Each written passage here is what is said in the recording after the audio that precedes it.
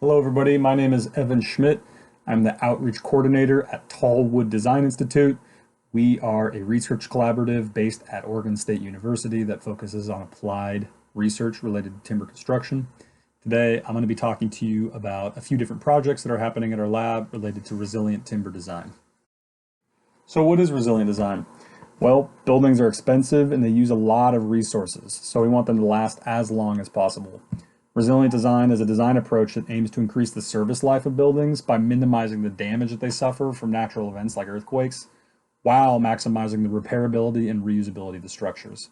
So for earthquakes, this translates to allowing for the building to sway and move and dissipate the energy of the building's momentum while remaining standing, and importantly, without having to be torn down after the fact. So the goal is to minimize damage and make sure the building survives. In terms of approaches to resilient seismic design, there are these so-called spine systems that are basically really tall shear walls that are allowed to rock back and forth. And they rely upon steel connections and hardware to do all the heavy lifting of dissipating the energy while also pulling the walls back to their original position. So sort of a recap is the walls are allowed to move, the connections do the work of dissipating the energy and centering the walls, and the hardware acts sort of like a fuse in the sense that that's where all the damage is focalized and they can be replaced. Now, the first project I want to talk about is called Innovative Lateral Systems for Mass Timber Buildings. So this project will look at component and system level structural performance of a 3-story tall timber structure that's using innovative timber spines for the lateral force resisting system. These rocking wall systems are pretty well developed in terms of concrete and more recently steel and even timber, but there's no broad design guidance for using these. And there's a sort of advantage of mass timber being the new kid on the block in that there's an opening for innovation in the development of these resilient spine systems. This project is going to be testing 2 of those. And again, the concept is that the mass timber serves as the elastic component and the steel serves as the plastic dissipating components. The system is comprised of mass plywood floor diaphragms and shear walls and an LVL gravity system comprising the columns and beams. Now, MPP is a fairly new material, so these tests are eliciting fundamental product performance like stiffness, as well as the system performance of the walls and the connections. The testing is going to be quasi-static cyclic testing, so basically the structure is going to be rigged up to our strong wall with massive hydraulic cylinder heads that are going to push back and forth according to a standard protocol that's based on the deflection of the cylinder head. 2 sets of shear wall conditions are going to be tested. So one is going to be in-plane behavior of the spine, basically how it performs when resisting motions in the directions that it's intended to resist them. So that's the loading direction here. And the second is the out-of-plane performance of the spines, or how the connections fare as they drift out of the neutral position. So basically how the spines perform when they're being acted against the direction of loading. There are 3 different shear walls that are going to be tested here. One is going to be a conventional mass plywood shear wall, which won't be detailed to allow for any kind of resilient deformation.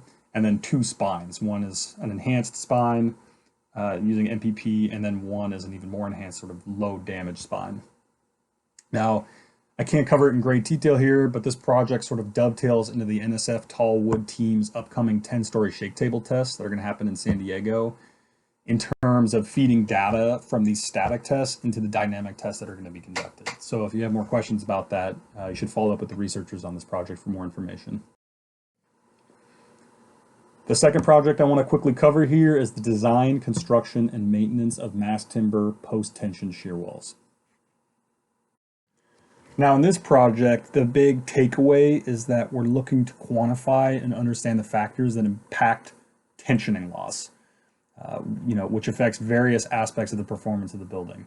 It's kind of like a guitar, the building needs to be in tune to function properly. So better understanding how temperature, moisture, and loading impact that tensioning will help us to better understand and model these structures, as well as inform best practices in terms of how they're installed and how they're maintained. For example, how they're retensioned.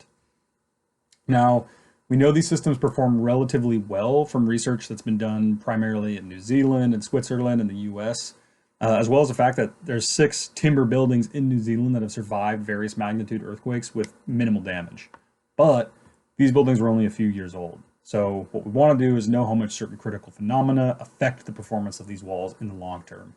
These parameters include environmental, so basically temperature and moisture, and how previous conditions and cyclic loading will affect deformations of the walls over time, as well as structural detailing and loading. So how does anchorage detailing and loading affect deformations of the wall over time? So with little time to spare, what I want to emphasize about this project is that it's happening at multiple scales, ultimately comparing environmental tests that are done at the laboratory scale to isolate time-dependent and mechanoabsorptive creep, all the way up to 2/3 scale testing of walls at our lab, and finally comparing all this data to in situ data collected from 3 different timber monitoring projects. And with that, conclude my presentation. Thank you for your time, and I want to give a huge shout out to Dr. Barbara Simpson at Oregon State University and Esther Bass at Oregon State University, both of whom helped inform me about these projects. And I want to encourage everybody here to reach out with questions to either myself or the researchers.